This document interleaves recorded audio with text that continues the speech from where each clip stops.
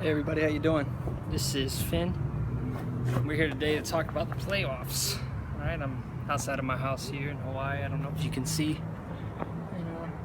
Nice and sunny, mountains in the background. Figured come out here and talk about the divisionals. So, first and foremost, congratulations to all the teams that won. Moving on. It sucks to see my Detroit boys go down, but it happens. So let's just dive right into the matchups now. Figure out what we should be looking at this week as the divisional round of playoff happen. First off, we'll jump right into Atlanta versus Seattle. Seattle's missing two very important pieces to that offense and defense. First one is going to be Tyler Lockett, the broken leg. They did well against Detroit, but I don't think that Detroit's defense is quite the same as Atlanta's defense, particularly because of Vic Beasley. And Deion Jones as well, the rookie, just a very fast guy. He covers the field very well.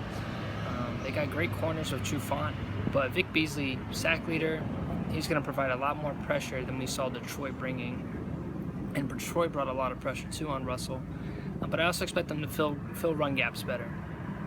On the other side of the football, that offense is looking for revenge against Seattle, and Seattle's going to have to do it without Earl Thomas, a key component to that secondary.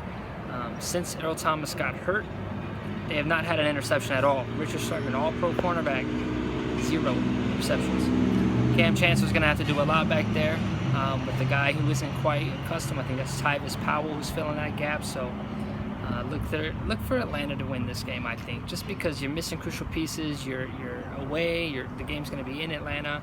So I'm going to expect an Atlanta victory here to kind of revenge on that close game that happened in the season. The other NFC game is going to be Green Bay versus Dallas. This is another rematch game, but this time you're dealing with playoff Aaron Rodgers, which is a big problem.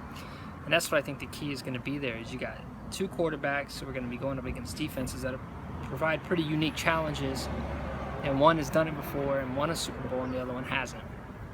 Actually, hasn't done it in the playoffs at all.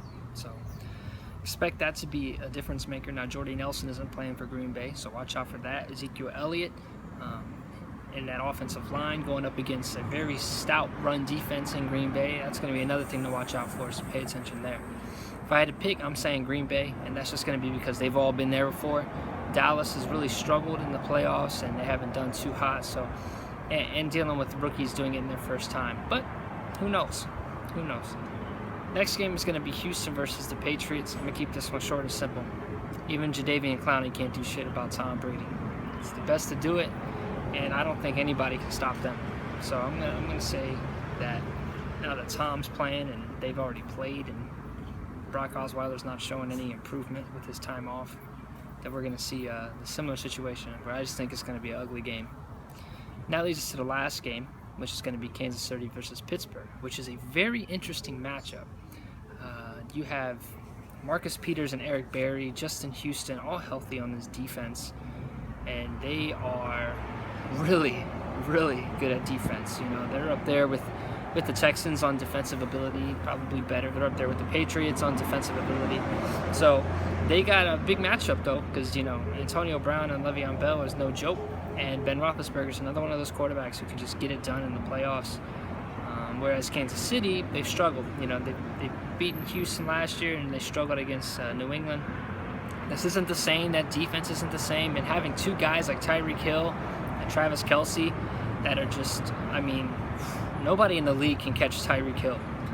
Nobody in the league can catch Tyreek Hill. And not many people can match up with a guy like Travis Kelce. So what I'm predicting in this game is going to be that Kansas City psychs itself out.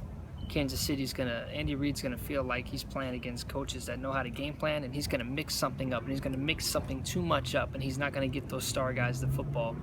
And I don't think that you can rely on guys like Jeremy Maclin and Chris Conley and Albert Wilson to win your football games. I think you got to get the ball to Tyreek Hill, you got to get the ball to Travis Kelce, and you got to stop Antonio Brown. Oh my God. And then you got to stop Le'Veon Bell, which I don't think can happen. I don't think that's physically possible in the NFL. So stop Antonio and hope Le'Veon Bell doesn't drop 40 on you. Either way, very good matches. I'm expecting Pittsburgh to come out on top on that one because they're playing good football as well. But defense could surprise us. Okay, it's not always about offensive powerhouses. We've seen Super Bowl 48 where the offensive superpower of the Denver Broncos couldn't do it against Seattle. So sometimes the defense is just too good. So great matchups. Hopefully we see a lot closer matchups compared to last week in the wild card. Drop a comment. Let me know how wrong I am, what team should win, what team shouldn't win, and what you guys think. Thank you for listening.